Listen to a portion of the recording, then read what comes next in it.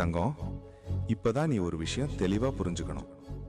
ஆமா, நீ இப்போ நின்னுட்டு இருக்கிற இடம் சாதாரணமான இடம் இல்ல. இது வரைக்கும் நீ கடந்து வந்த வழி சுலபமான பாதையும் இல்ல.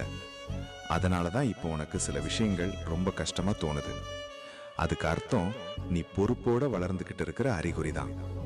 நீ எல்லாருக்கும் புரியிற வழியில போகல. உன் மனசுக்கு சரின்னு தோணுற வழியில தான் நீ போய்கிட்டு இருக்க. அதனாலதான் சில நேரம் நீ தனியா நடக்கிற மாதிரி தோணும். அது ஒன்றும் தவறில்லை தங்கம். அது உன்னோட தலைமைக்கான அடையாளம் தான்.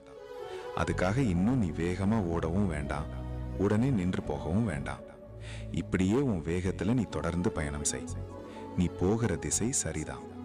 அதுக்கிடையில சந்தேகம் வருதுன்னா அது உன் மனசு வளர்ந்து அடுத்த நிலைக்கு தயாராகுது என்பதற்கான சின்ன சிக்னல் தான்.